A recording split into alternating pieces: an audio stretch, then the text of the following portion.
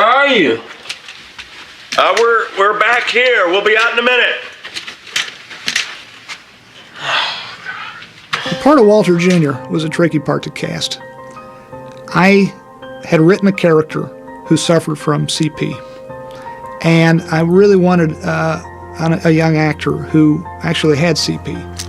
And my wonderful casting associates, Sharon Bialy and Sherry Thomas, searched far and wide, searched all over the United States, in fact, to find a young man to play this part. And they brought to me R.J. Mitte. I was around 13 when I auditioned and got Breaking Bad. I did that, and we shot the pilot, and I was around 14. Like, I just turned 14 when I shot the pilot. You have this kid, like, with all this drugs, like guns, people trying to kill. He doesn't know this, but there is actually so much danger for him and the whole family. And Walt Jr. has yet to see this danger, and it's awesome that he still has the innocence that he has. Breakfast? Yeah. He's a really intuitive, instinctive young actor, and he gets subtext and he gets subtleties in the scenes that I think a lot of other young actors wouldn't get. He's very, very smart. I think it's time we got you your own car. What do you think? What? I think if you're gonna buy me off, that is an awesome turning point for Walt Jr. because it's like how many kids actually have the gall to say, if you're gonna buy me off to their father. That's good. I'm glad you like it. I do. Thank you, Dad. The thing about RJ that always struck me is that when I had to do certain scenes that were emotional or vulnerable, and there's a lot of those, and he's involved in a lot of those where Skylar is sort of suffering or going through something difficult. Did you see what's in the driveway? Yeah, I saw. Hey.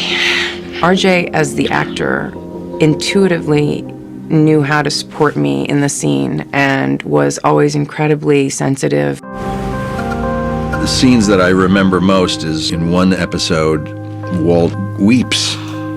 He weeps in front of his son. I made a mistake. Me and Brian have a father-son moment that only in the last previous seasons him and Jesse really had. And like this is the first time you actually see Walt Jr. and Walt like in the same room pretty much crying together. Look at me.